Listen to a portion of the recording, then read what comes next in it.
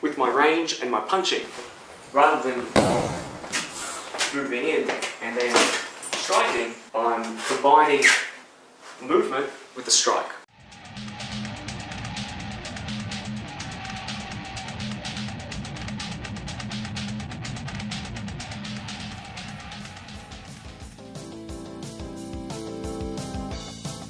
Another aspect to remember when punching with the straight punch, my fist is typical, in the form of a typical fist here. Whereabouts are we hitting on the knuckles? Preferably, and probably from a more Japanese background, you'd be hitting with your front two knuckles here. Now if I want to go from a more Chinese or Kung Fu background, and especially if we're going for that center punch that we were talking about earlier on, we're hitting from the bottom two knuckles of each hand. Okay, don't forget, the elbows can't be out.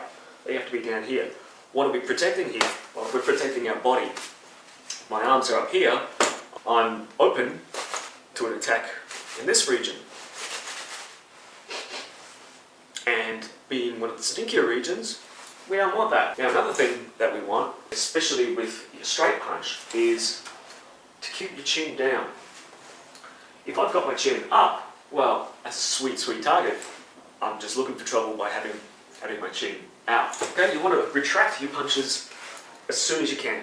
We don't want the arm to deviate. We want straight. 1, 2, 1, 2, 1.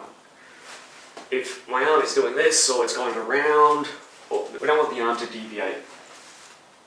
1, 2, 1, 2. Sweet.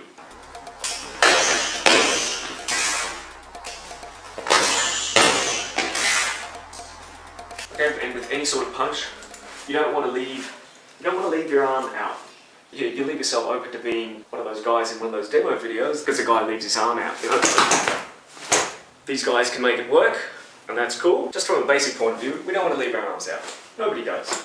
Leave your arm out, it becomes a target. Leave anything out, whether it be a kick, whether it be your girlfriend's dirty underwear, whatever.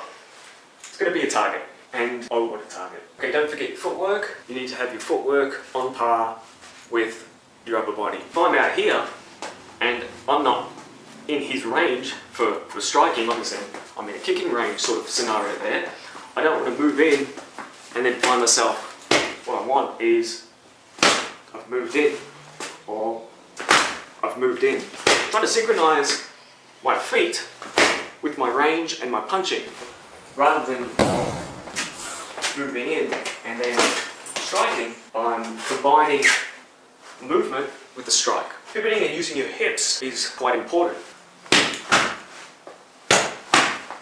Another thing to keep in mind is to always keep your wrist straight. If it's not straight, it's doing this. If it's doing this, then you're breaking your wrist.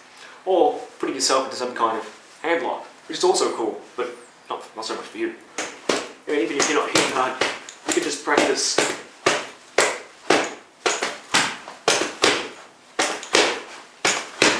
Keep yourself nice and loose.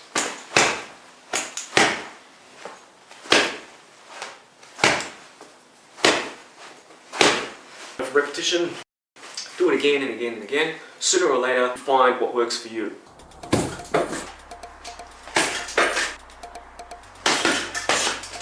You're practicing a particular style, then obviously you're going to have to learn that way of punching. A punch is a punch. Cop it to the face, whether it's a correct punch or an incorrect punch, depending on your opinion, it's still going to hurt. Something else in terms of punching power, whether it's your chi or your car keys, your house keys, some styles practice their punches from noise from their diaphragm, which produces extra power.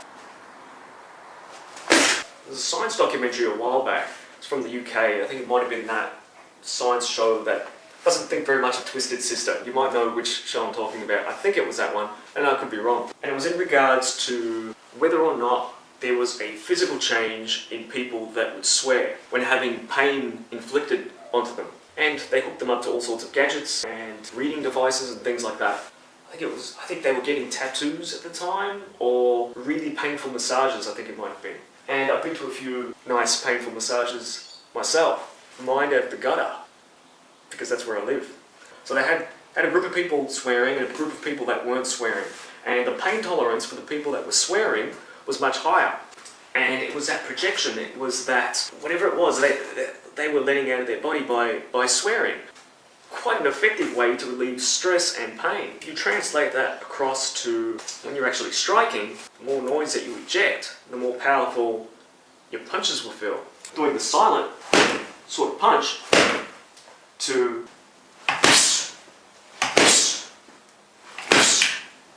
feels a lot better. Throw into that element the swearing factor that they were doing in this documentary, or you'd be surprised there's a lot more power that comes out of your punches. Practice your punching, get a heavy bag, get a dummy, or whatever. It's all about repetition. The more you do it, the more proficient you become. As with anything, make an afternoon out of it with your friends. You know, I'm not telling you to go down to a supermarket and rough people up. I'm saying, get yourself some gloves, get some pads, get some friends, go to the park, go to the beach, practice it. Hopefully this knowledge has been handy to you. Hopefully it inspires you to go out there and find a school, whatever school it may be. What I'm trying to do here is bring a bit of knowledge out there, and hopefully if somebody gets inspired, joins a school, it's great. Can't learn things off the internet. So many benefits mentally, physically. It's just a great experience. It's just something great. Go out there and check out a school.